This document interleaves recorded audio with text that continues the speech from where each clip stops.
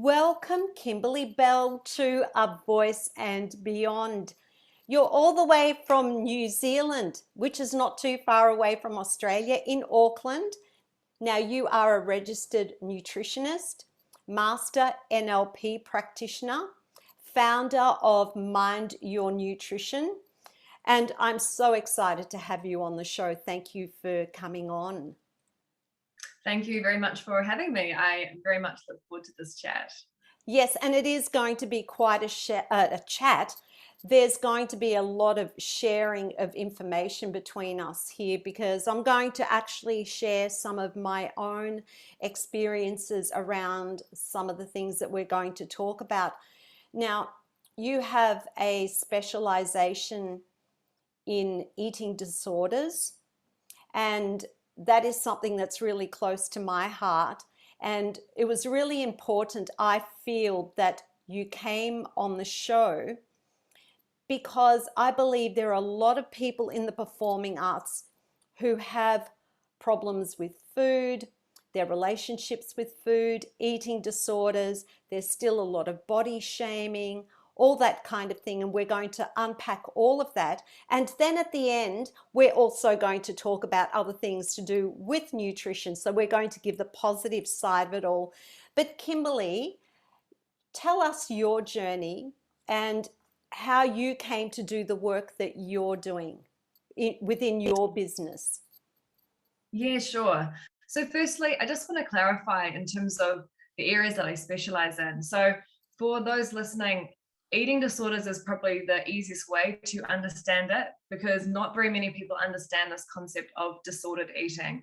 So I'd almost say the work that I more specialize in now is disordered eating. So it's people who, and this there often is a bit of a crossover, but it's basically any woman who is struggling with their relationship with food, with their body image. They're usually having issues with their weight, eating patterns. This could be eating disorders, but it could also be in this gray area, disordered eating, and that holds a lot of people back from, I think, getting help because they're kind of confused about what it is that's going on. They know that they're obsessed about food, they're struggling with their relationship with food, but they're not really sure where to get help. So that's actually almost where I specialize even more now, is in that middle ground. But in terms of how I got to doing this work, it for me definitely stemmed from what you consider a clinical eating disorder. So in terms of you want the whole story? Tell us your story. Yes, so listeners have an understanding of what you went through. Yes, I because I've heard your story and I think it's important to share it, if you don't mind. Yeah, sure. So I believe everybody has their own, I guess, their own story when it comes to their relationship with food and their body.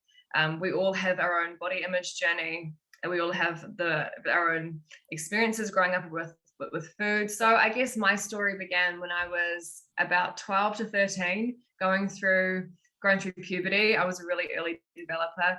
So that was, I guess, the time when I started noticing changes in my body, and I changed a lot faster than other girls.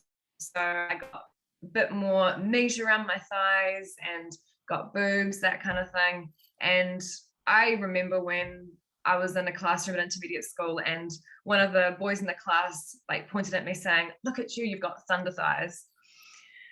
And I know that my story is similar to what other women experience as well. They'll usually remember a point in time where they were moving through life, not really worrying about their body so much, and then something was said, and then it drew a lot of attention to that part of their body. So I think that's a very strong memory for me. I guess my body image journey started in those early years where it happens to a lot of teens, and then I decided to do something about it, and I got really into running. At the time we had this challenge at high school called the Nike Challenge. So it was about running 10Ks every day for a month. Wow. And I did that. I know.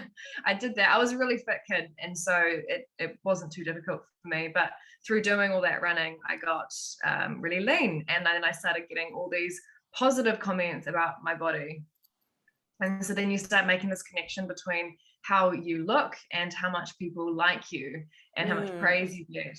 Mm-hmm. And I know this again is really it's common for a lot of women to have this happen as well. Yes. And so then I guess that created a lot of attachment to being a certain weight, shape, and size. So then when I got injured and I could no longer run, so from all this running, I actually damaged my hip. This could happen to a lot of dancers. So I don't know if you have any Yes. dancers who might listen to this. Yes. My daughter. Yeah. Oh, your daughter. Yeah. Mhm. So when you're very flexible and hypermobile, running can be not so good on your joints. So then I got injured and I got told I couldn't run for a year or two to recover. And that spun me out. And so I was so worried about weight gain that I turned to food. So ironically, my motivation behind even doing a nutrition degree was because I wanted to control my body and I wanted to learn about food initially, so that I felt like I had some sort of control, because I didn't want to lose all the praise that I had gained from getting so lean. Yes. So that was Wow. interesting. And then that kind of spiraled. So when I was about 15 and I was trying to learn about all this food, this is when the calorie counting, low fat era was really being pushed out there. Mm-hmm. And next minute I was trying to stick to like tracking calories like constantly, like obsessing over every number.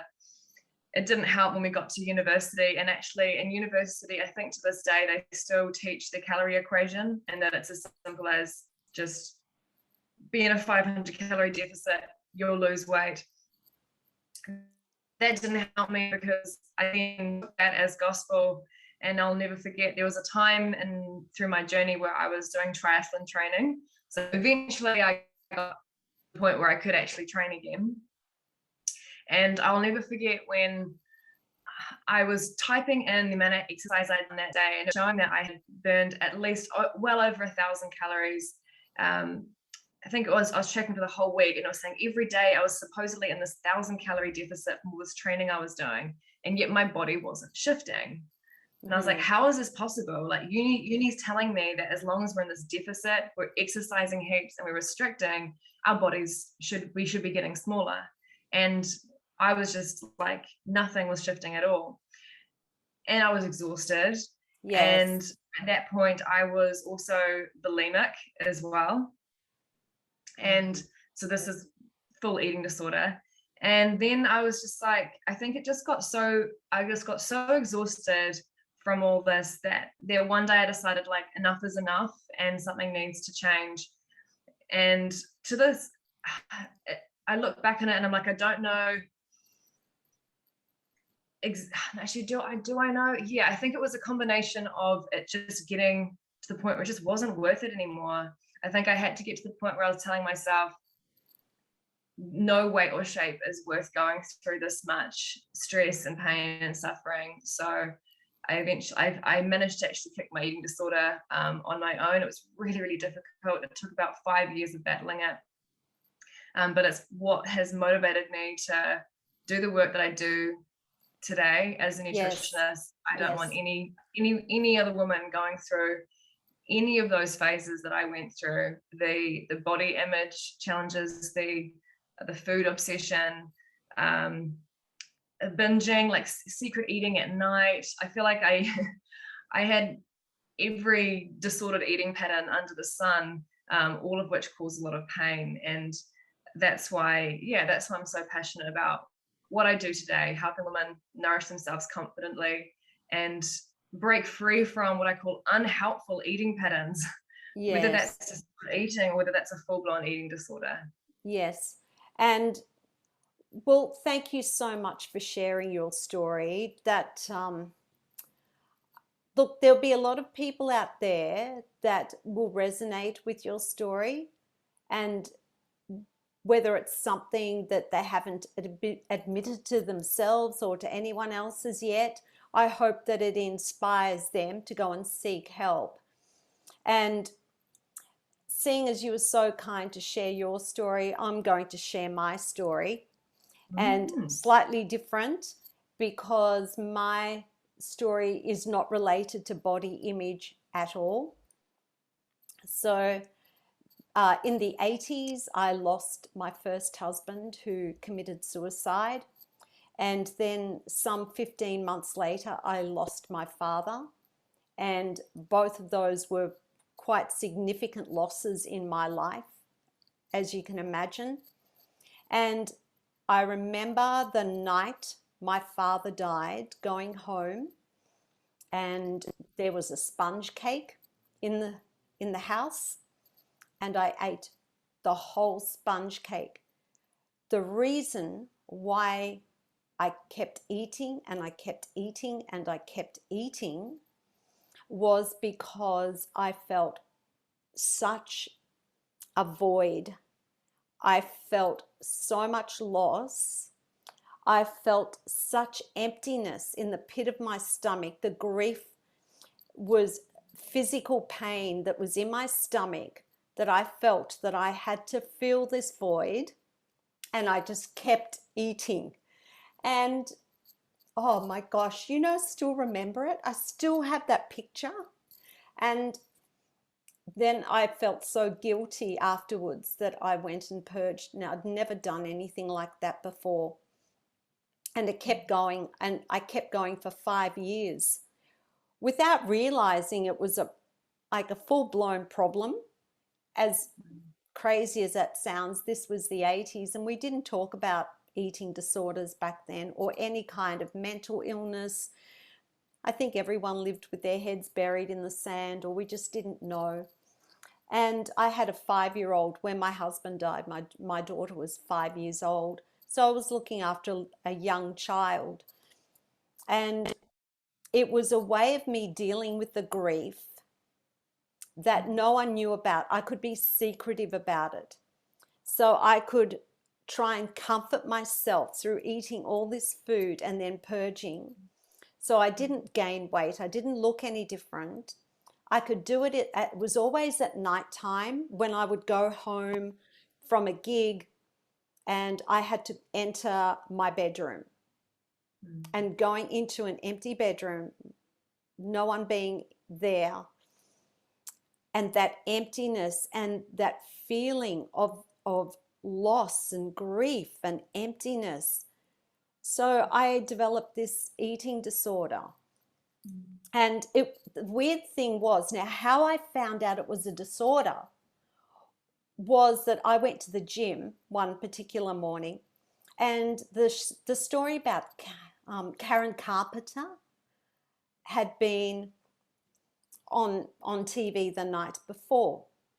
And she had an eating disorder and apparently died from her eating disorder, or complications through her eating disorder. When I heard people talking about it in the gym, and I realized that was me, and I had a child, I thought, I can't die. My child has no one else. If I die, there's no one else to take care of her. And I've got to sort this out. It's not even for me. I have to do it for her. And that was 5 years later. Like, that was from when my father died. That was 5 years later. And I went and saw psychiatrist. I started with a nutritionist who gave me an eating plan. But when food is your enemy and you can't stop, how does that work? So I would be scared. I was scared of eating. And then I went to psychiatrist, to a counselor, to psychologist.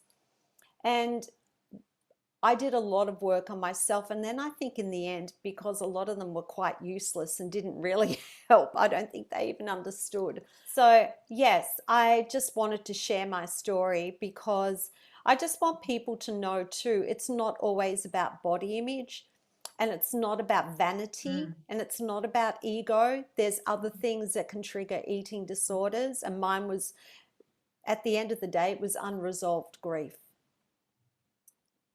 Yeah. So now that we've shared our stories, and it's like standing in front of an audience naked after telling those stories, tell us, what is the difference between having an eating disorder and disordered eating, as you describe it? Oh, I don't even think it's still that clear, to be honest, because there is so many crossovers. So to be diagnosed with an eating disorder, there's kind of three main categories, but there's also getting more categories as we go along. So your three main categories are anorexia nervosa, you've got bulimia nervosa, and you've got binge eating disorder. But then there's also some other subcategories. For example, they now say, like, you can have anorexia that's atypical, which is you might have all the signs, like the fear of weight gain, the really restrictive eating, the weight loss, but you might not necessarily what you would consider severe. Yep. Whereas your typical anorexia would be that you are in a dangerously low weight category. So for each of those categories, there's like a checklist in the DSM that you have to tick all of those to be considered an actual eating disorder, and that's something that psychologists, psychiatrists will typically diagnose. So I think it's important to, if you're concerned, to make sure that you do see somebody who can help you decide if this is something that you need to see a psychologist for, or if it's something that you can work through with a nutritionist or a dietitian who is qualified in helping people with a disordered relationship with food. Yes. So another example would be but like binge eating is one where I think people get quite confused about. So when I was doing my eating disorder training, they were teaching us at the time that for it to be like considered an eating, like a proper eating disorder with a bit like binge eating disorder, you're eating to the point where you're really uncomfortably full. It's huge amounts of food in a very, very small space of time. But even that can get a little bit confusing, because I think that there are so many people who are experiencing that kind of thing, but it's not so extreme that they're like completely uncomfortable lying on the floor, but they're still feeling a lot of guilt afterwards. Mm-hmm. So it's I think it's a really interesting space. Bulimia is quite an easy one to diagnose. So if you are binging and then purging, then that's definitely an eating disorder. Mm-hmm. So when do these eating disorders, when do they become life-threatening? Or, you know, to that point where people are just, their lives are spiraling out of control? So life-threatening is obviously a medical thing that they get checked, like all their vitals. When you get under a certain weight and under a certain level of like nourishment, your body like literally shuts down, like your organs go into failure. Again, that's not something that I've dived too much into, because I don't deal with people in that kind of that kind of state. But this is like my physiology talking. If you are, like I say, not getting enough nutrients, not getting enough energy, your body will shut down. And so it is life-threatening. It is very, very serious, anorexia. And I guess my mission is to try and prevent it getting that bad. So I'm really working in that prevention space, trying to work with either work with young women who are still in that disordered eating space.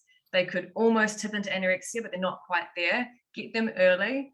But also working with women who are, say, either new mums, or maybe they have kids, and it's really important, I think, to help like women with daughters to be able to speak nicely about their bodies and then improve their relationship with food, because ultimately they become the role models, right? Yes.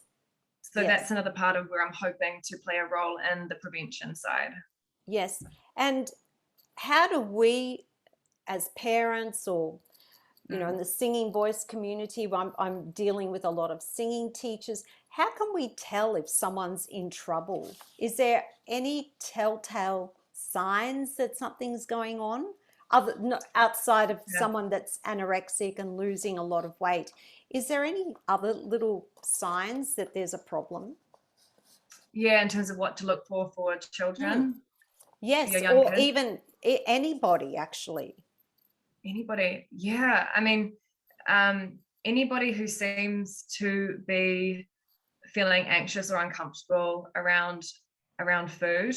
Um, Even thinking back to what I did, so some of the telltale signs that I know my parents picked up on was getting really picky with things, and so I would um, try and skip the carbs, like push the potato to the side, or insist that nothing was cooked in oil. So kind of requesting that things be made in a really specific way, I think, is a really big telltale sign.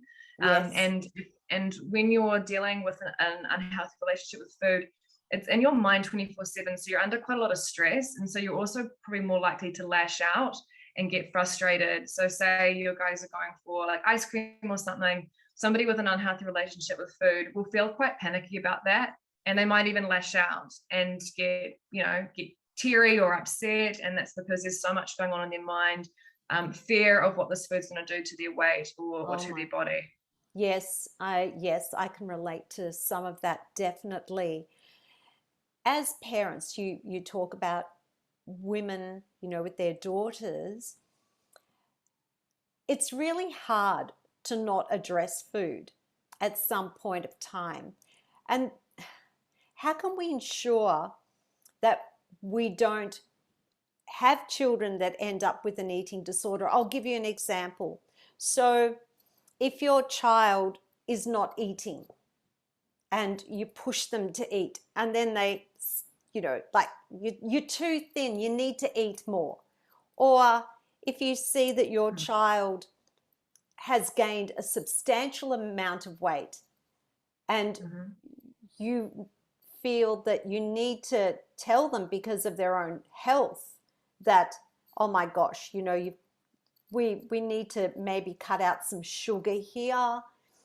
Like, there's such a fine line. And my daughter was a dancer, or is a dance. She still is a dancer, and she's on a cruise ship. This is another whole different story. And they get weighed every fortnight.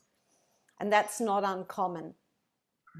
Yet there's still a lot of that still goes on in the performing arts industry. But as parents, how can we encourage our children to have a healthy relationship with food without driving them into having an eating disorder? So my number one piece of advice is be a role model. Okay, because if you are speaking kindly about your body, and if you are nourishing yourself without restriction, your kids are going to watch you doing that. So the most important thing is that they don't see you dieting, and they don't see you picking apart your body, because that's where so many girls are getting these ideas. And mums just, they're not aware of that. They will be surprised as to how their daughters are creating these links, because in their mind they're like, but I've never told her that she's overweight, but I've never told her to go on a diet. And yet when I speak to them, this stuff comes up all the time. And so being a role model is really, really, really important, I believe. Have you seen an increase in eating disorders as a result of COVID or since COVID? It's honestly, it's really too hard to say. From listening to, I guess, other podcasts where you have like clinics who are dealing with large amounts of people, I think there was a bit of an increase, particularly in binge eating disorder, I believe, is what I heard. I probably don't deal with enough volume to really give you like a proper statistic from in terms of like my clinic space. Fair enough. Fair enough. And do you feel that since there is now so much more social media engagement, that is problematic? So it definitely plays a big role, and it's not getting any better. Actually, there's, at least these days, there's more and more, you could say, body positive pages or like non-diet pages. So I think we can start following pages that are a bit more supportive of a non-diet, like balanced lifestyle. There's still plenty of very unhelpful content on social media. Anything that's promoting like the thin ideal, macro calorie tracking, everything, eliminations, like fast fixes. I think we need to be really careful of following pages that show before and after photos, especially if they're creating this link that, you know, well done to this person who lost weight. I mean, as I described it through my story, that can trigger eating disorders in the person who's celebrating. You know, we don't know how they're going to feel, you know, 4 months down the track when they relax on their diet, put on a couple of kilos. We need to be so careful, I think, celebrating. Really, it sucks, but we do need to be careful celebrating weight loss, I think, these days, because it can just take it in a negative spiral. Back when I first got into social media, so I remember when Instagram really kicked off, and there was definitely I don't remember, there might have been body positive pages, but I didn't seem like that. They definitely weren't hitting me. Back I would have been 14, 15. I can't remember, God, so long ago. Yes. And it was the thigh gap was the Oh, popular trend. yes, the thigh Yeah, gap. Yes. thigh gap.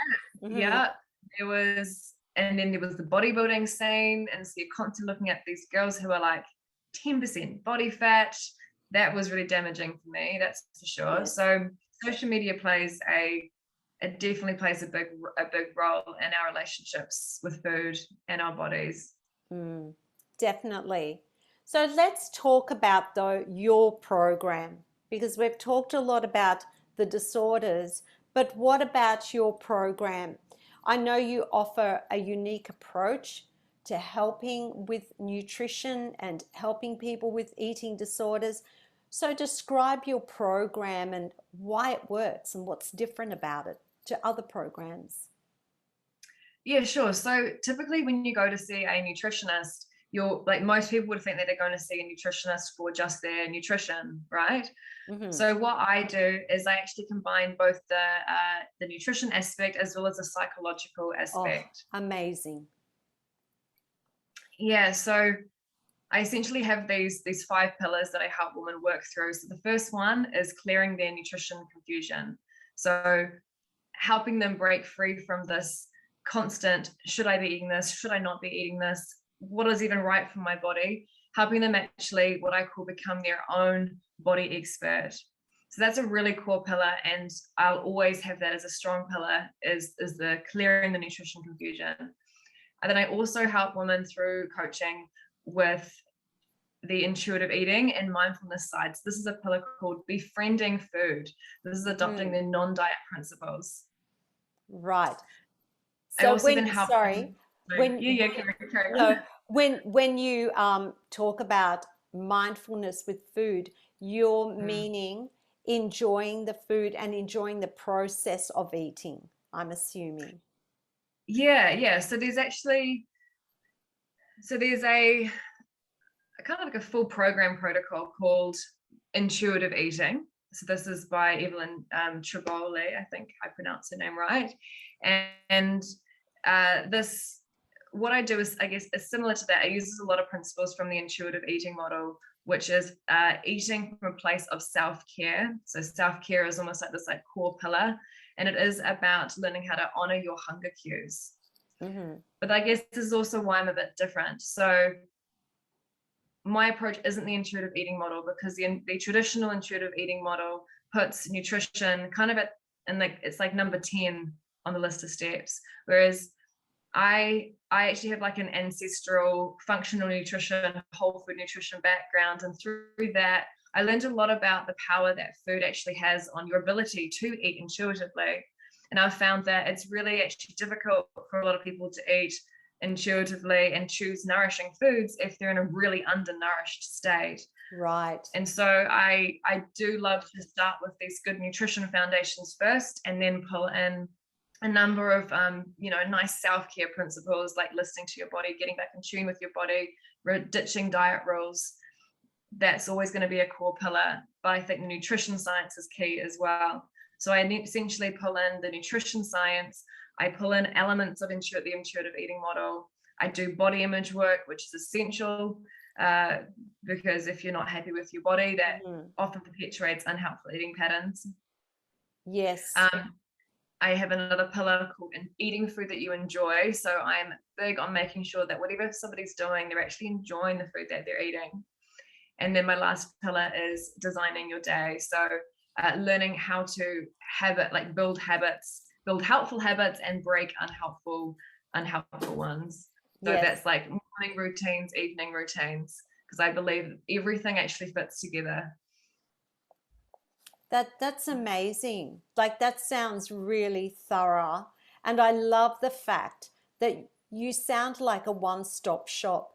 Back in my day, I didn't have that. I had to see individual people to receive help. It wasn't, that kind of help was not available from one person.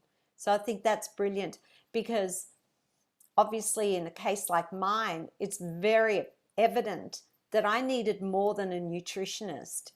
I didn't just need to learn how to eat food again and have a healthy relationship with food, as in terms of what to put on my plate. It was my whole psyche around food too. And these days too, we're bombarded with all these different diets.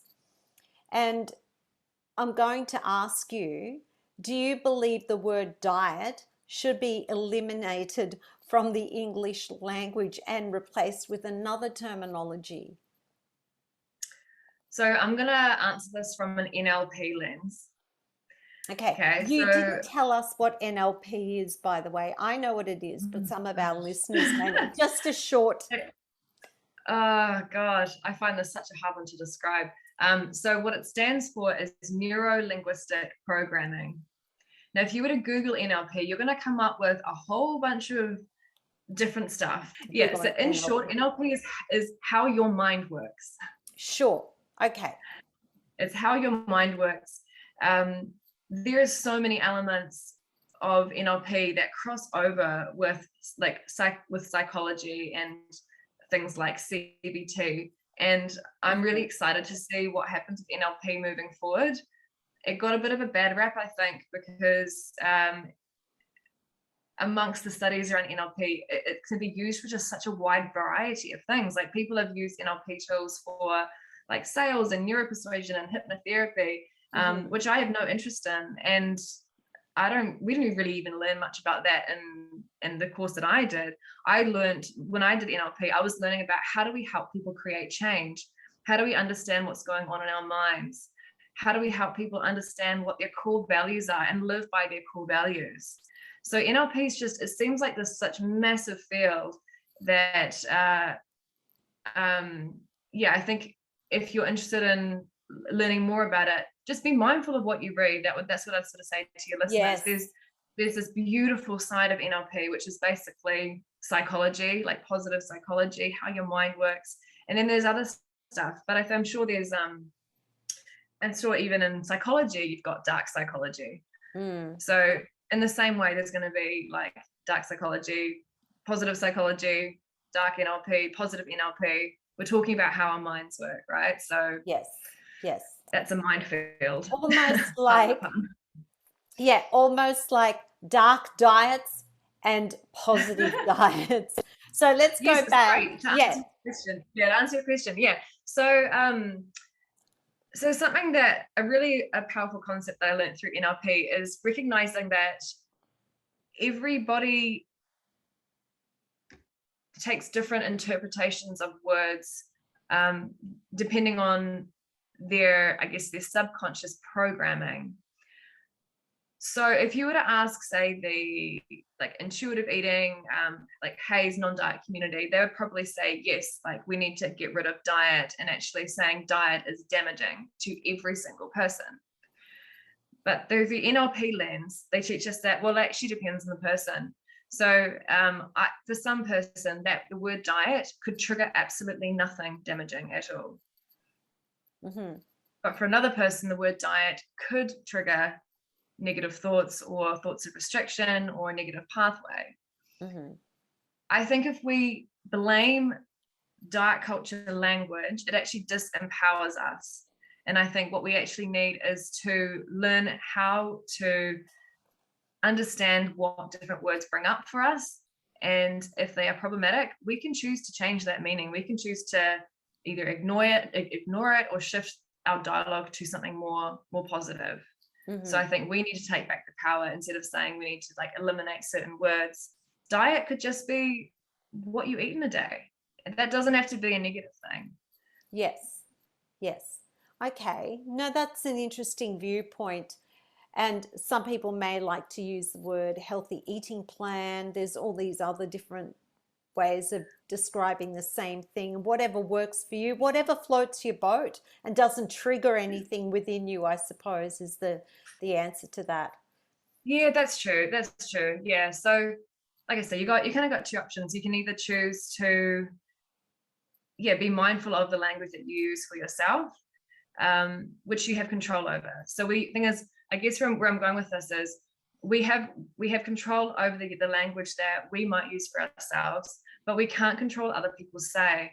So and necessarily what we see. So even if you do really well with getting your social media to look pretty, you're still going to be hit with this word diet, and dark culture could come up. So just saying that we need to eliminate it altogether, I think it's a bit unrealistic. So yes, have tools in your toolkit so that when you're speaking about yourself and what you're doing, maybe you use the word like my way of eating. Maybe that's less triggering. But I think we still need a toolkit, a tool in our kit for if diet chat does come up, because you're not in control of people talking about diets. We can't control what other people say, right? So we need to be able to hear that word and not let it affect us. That's our responsibility, and we want to empower ourselves to be able to do that. That's my belief. Yes.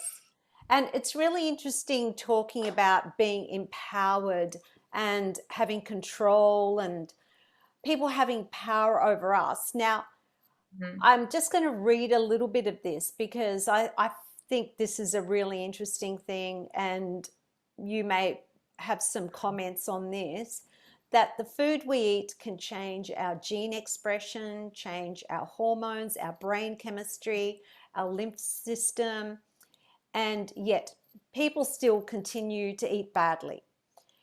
So is there an element of blame with food companies that due to propaganda, TV advertising, and also that the foods that are being developed can also be addictive? Is there any of that true? 100%. 100%. That is something that we need to show a bit of compassion to ourselves for, is the fact that it is so hard to eat just a normal, balanced, mostly whole food diet in today's society. We have, like you said, we have marketing. It's so hard to know if the product that you're eating is a real food. If it is it nourishing? Because the advertising is so clever now. God, you can go down the supermarket aisle, there'll be all these different muesli bars and cereals, and they'll be in this beautiful, like, green, natural looking packets. It'll be saying all natural on the front. And then when you turn it over, it's all this refined food, additives, preservatives, just all these non-food ingredients. And I do think that makes it really confusing for the public.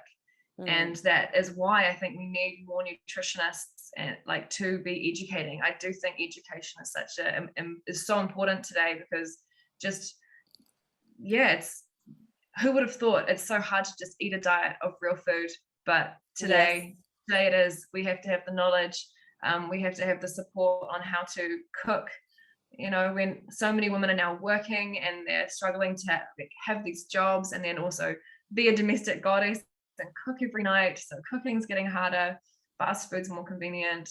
We are not living in a world today that supports a balanced whole food diet, I believe. Yes. And also too, the marketing is so clever to the point that during times where, say, children are watching TV, during those peak times for them, that all the lolly, all the ice cream, all the fast food ads all come up at that time.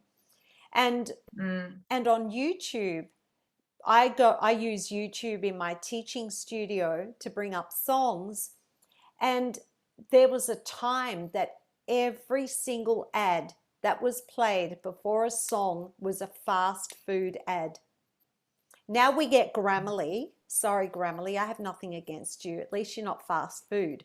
But I'm just saying, and we are constantly being bombarded with that clever marketing. And I also know too that they are making foods addictive, that there are foods out there that give you the same dopamine hit as, I don't know, whatever it is, that you get these rushes, and the brain lights up the way that you would after having cocaine or heroin. Mm. It's terrible. So what foods do you believe are the worst foods to eat in terms of overall health and well-being? Just to put it into a general category, I'm going to Yeah. say more processed foods. But that's a big spectrum. So I would actually really like to expand Well, on that. examples, yeah. Yeah. So the research is showing that, like, okay, there's a lot of things that people still debate out there, which is better, a low carb diet or a high carb diet, should be having meat or vegan, or all these debates, right? But the things that they don't seem to be debating, that everybody, whether they're vegan or whether they're not vegan, high carb, low carb, everybody seems to be agreeing on the fact that a diet consisting of predominantly real food is the healthiest diet for all human beings. Every single human being is going to thrive better off a real food diet. So real food encompasses, what do you mean? Like things from the garden? Yeah, so food in its most natural state. Things that you would actually find in nature. Mm-hmm. With few ingredients that have been put in to make the texture nice or to hold it together. So like binding factors, preservatives, which is, again, difficult because as humans, we like things to have a nice consistency and we like the bliss point. And so scientists have got really clever about modifying foods to meet our wants, not just taste, but also texture as well. And so trying to adopt a 100% like zero processed ingredient diet can end up actually interfering with your life. And so I'm not going to stand here and suggest that anybody strive for that. And I myself have no issues with buying a hummus in the supermarket, and yes, it has a preservative in it. So I think what we need to, so we've got, so overall you're trying to have foods that contain whole food ingredients. That is mostly made up of whole food ingredients. So for example, you might say, okay, you might look at, we'll use hummus as an example. Yes. Maybe hummus, the first 10 ingredients could be like chickpeas and spices, all things that you recognize, but maybe at the end it's got like preservative at the end. You wouldn't, I personally think you don't have to worry about that so much, because at least you're getting in a whole bunch of good nutrients. Right. But if you picked up a packet of something and the first ingredients was canola oil, the next one was sugar, the next one was flavor enhancer, the next one was color 345, and you can't actually find very many nourishing ingredients in that, we'd almost say, well, that's a highly processed food that's not providing you with any nutrients. So those are the foods that we need to be really, I think, really mindful of. Would they be like, cereals? Not necessarily. So some cereals are great. You're looking for cereals that contain nutrients. Like, what am I actually consuming? If this is saying, nuts and seeds grainy cereal, have a look at the ingredients list. Where are nuts? If it says 14 to like 50% nuts, great. If it's saying 0.5% nuts at the end of the list, then it's like, okay, like what if I'm not consuming nuts like they said I am, what am I consuming instead? Yes, so it sounds like a common sense approach. You would actually. think so. You would think You so, would but you would think so. that's a lot of time consumed in a supermarket reading all those labels too. Yeah, exactly. And the thing is, and the challenge with it is all these little preservatives, like on their own, I mean, they wouldn't be in our foods if the food industry showed that they were actually damaging for health. So the studies aren't there to eliminate any of these individual colors and flavors, because in the quantities that they're being used, it's not causing drastic issues. Mm-hmm. It's this it's like it's a compounding effect of having these foods over a long period of time. And Sure. I also think that another way of looking at it is maybe it's not so much the processed food that's necessarily the problem, but what is the processed food replacing? We know that people are getting sick, right? And it's like, why is it because they're having processed food and it's the processed ingredients, or is it the fact that they're having processed food and that's replacing the opportunity to have nutrients, which is causing a nutrient deficiency? I think it's probably a combination of both. So another important thing to be mindful of is there seems to be a overall agreement that sugar in its refined form doesn't seem to be helping any human beings a huge amount. When it comes to all these diets, there's the paleo, the Atkins, the Mediterranean, the high protein, the low carb. Is there a diet that you endorse? And is there like an evidence-based diet that is proven to be effective in weight loss in a healthy way? Every single diet can cause weight loss, at least for the short term. So that's in terms of like the evidence. Nutrition science is interesting. You can pretty much prove anything you want to through a study, which is why on one Netflix series you can have a whole bunch of professors speaking confidently about the fact that vegan is the new healthiest way to eat. And then on another Netflix series, you also have a bunch of professors, medical doctors, speaking about how important it is to be having meat. Right. So there's so like this is kind of where I was going back to. There's so much arguments out there, so much controversy. We need to look at, okay, well, what are some of the things they all have in common? Nobody's agreeing on anything still. No. Still so much debate on everything. So what do they all have in common? Every single positive health outcome from studies, there's usually a link towards switching from a more processed diet to a more real food diet. So I'm going to always go back to that, and I really want to keep it really simple for people. Mm-hmm. So real food is you really cannot go wrong with that. In terms of I say like probably one of the diets that has been studied the most would be the Mediterranean diet. Again, we can talk about it for weight loss, but any diet can show weight loss depending on what you're doing with it. So looking at the Mediterranean diet more from like overall health, that's probably been studied the most in terms of eating for overall health. And surprise, surprise, that is based on a whole food balanced diet. Yes. Being a Mediterranean person, I know my mum just passed away and she was 99 and Oh, she wow. ate from the garden. She had her own garden right up until she passed away, still tended to that garden and ate fresh produce. And it was basically olive oil, tomato,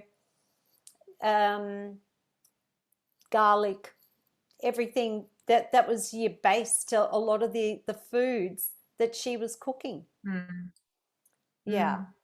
So, okay, and then people talk about fasting and the importance of fasting, and even down to the importance of having a 12-hour break, say from dinner to breakfast. What's your thoughts on fasting, whether you fast for 24 hours, one day a week? Is there a benefit to that, or is that just another one of those myths? So there is a decent amount of research to back fasting in terms of health benefits, and it does make sense. I think our body is designed to experience breaks from food. Every time we eat something, we're asking our body to work. We produce a bit of insulin. So I do think it's good to have periods of time where you give your body a break. So I personally don't tell clients they need to eat every 2 hours, which is where a lot of people get told that, you must have your breakfast, your snack, your lunch, your snack, your dinner, your snack. And that's not something that I agree. And I think that doesn't align with listening to your body and eating intuitively half the time. And that way of eating is also more a low fat, from the low fat era, where when you don't have much fats in your diet, you need to eat every couple of hours because you're hungry. Yes. But if you have more fats in your diet, you can last longer between meals. So I do believe in allowing your body to have breaks. What I don't believe in, though, is setting any particular rule that then inhibits your ability to honor your own hunger and fullness cues. Oh, So a lot of the work that. I do is, does that make sense? Oh, So absolutely. To me, that just means listen to your body. yeah, so sure, if you might have an accidental fast, so you might say have like a more indulgent dinner and dessert and some drinks with your friends on a Friday, and then maybe you're not actually hungry until midday the next day. That's your body telling you, actually, I do need to break. We had a lot of food last night and I'm trying to deal with it all. And that often happens. I mean, I've had that a couple of times, and you have a big Friday and then you're not actually that hungry till the next day. And some people could say, oh, you've fasted till midday. It's like, no, I've just waited until I feel like I want to eat again. And I'm pro that. I would rather somebody do that than wake up in the morning feeling stuffed and uncomfortable from the night before, thinking, oh, I have to have breakfast because it's in my meal plan. Like, that's not intuitive eating to me. So I think there are some people who can benefit from fasting who say have more of like a medical condition. So I think it can be helpful for people with diabetes and insulin resistance, but it's been a long time since I've played around with that, so it's hard to say what the most recent research is in terms of fasting specifically for insulin resistance and diabetes. Yes, I've heard it being advocated, but I can't remember the reason why it was so heavily advocated either. We're nearly to the end here. You've been so kind with your time. It's all very fascinating.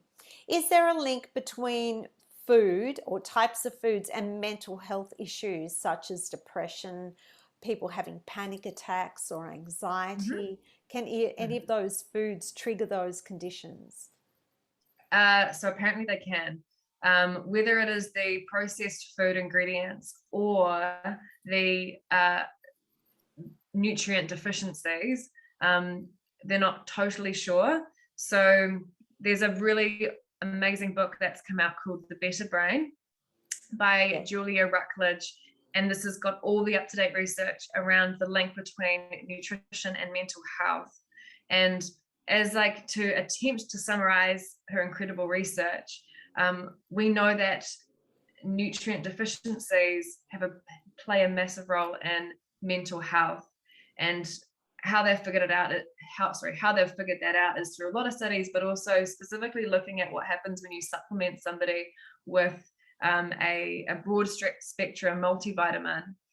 They've seen great improvements with people with depression, anxiety, other mental health conditions, which is really, really exciting. And what she was saying, what she also says in her book is kind of like what I was just saying before. It could be that we can handle some processed food as long as we're getting in enough of the good stuff. So it's making sure that we're not replacing good food with processed food. And unfortunately, that's typically what happens. Typically, by the time people have had their processed food, they don't have enough space to have the real stuff. So that's, 100%, it's a link, and there's strong research now to back that. Wow, that's incredible. All right, so we're going to get to the final questions here. What changes in terms of mindset around food and body image would you like to see in the next generation of women?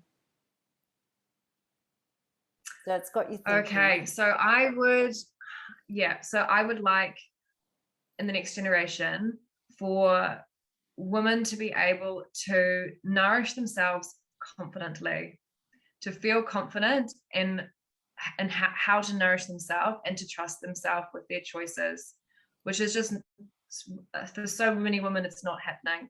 They're confused about what to eat and they don't trust themselves because there's so much out there telling them what they should and shouldn't be eating, and so they're spending so much of their time with their mind consumed over food and when they're doing and their body, and when they're doing that, it's holding them back from living the life that they want to live and actually fueling their purpose. It takes them away from their passions, it takes them away from their studies, it takes them away from building positive relationships, from creating memories. I look back on my years with an eating disorder and I can't get those years back. I can't get those memories Yes, back. yes. I quit hobbies like that I loved. I used to be a passionate horse rider. I used to love horses. I used to love spending time with horses. I used to be a singer and a dancer, and I basically quit those beautiful hobbies to become obsessed with food and exercise. And that's it. It breaks my heart to think that there could be women out there who are like young girls out there who are choosing food and body obsession over fueling hobbies that make them happy. So I'd like to see that shift. And then in terms of their bodies, to grow up knowing that their worth is not associated with their weight, shape, and size. That's very powerful, and it's true what you're saying because basically you're allowing food to control your life and you're giving up on life and allowing it to take over every aspect of your life. And what piece of advice, would you like to offer our voice community in terms of nutrition? Keep nutrition simple before you get caught up in all these different diet fads and high carb and low carb and calories and things. Let's just go back to the basics. See if you are eating a mostly real food diet. Start actually thinking about what you're putting into your body. Look at some labels, check that what you're eating is what you think that you're eating. That's a really beautiful foundation to start with. Start with including all macronutrient groups. Have you got a carbohydrate, fat, and protein serving in breakfast, lunch, and dinner? That would be just ticking your minimum nutrient requirements. And so many of us aren't hitting those. So if, depending on what your goals are, I mean, regardless of whether it's weight, or whether it's just energy, or whether it's being able to have more focus so that you can, focus on your singing. It's having that foundation of nourishment and keeping it simple. Yes. Because obviously, if we're talking to people who are trying to focus more on their singing, the last thing they want to be thinking about is their body image or their food or how many calories they've eaten that day. They want to be channeling that energy into their passion, which is singing, right? Yes, yes. And the industry does enough of that for all of us. Focusing on those very things that you're saying. We shouldn't be focusing on ourselves. Yes, it's a bit of a shame, really, the way that the industry is at present and always has been, and I don't see it getting any better in the near future. But look, it's been such a pleasure having you on the show, Kimberley. I really appreciate the time. We've been having a storm here, so the Wi-Fi has been a little unstable at times. We've got 60-kilometer winds apparently. It sounds like that's a lot of wind, and I can tell you everything's vibrating around me. but I appreciate your patience. We're going to share your links in the show notes. So if people want to learn more about you, about your program, I know that you have some amazing blogs on your website because I've looked at them, I've read through them. So we will share all those with you. We wish you all the very best in the future and thank you. And you just keep up that amazing work. You just keep helping people the way you are. Oh, thank you so much. It's been a pleasure. I love talking about this stuff. So thank you for having me. Thank you. Take care. Bye.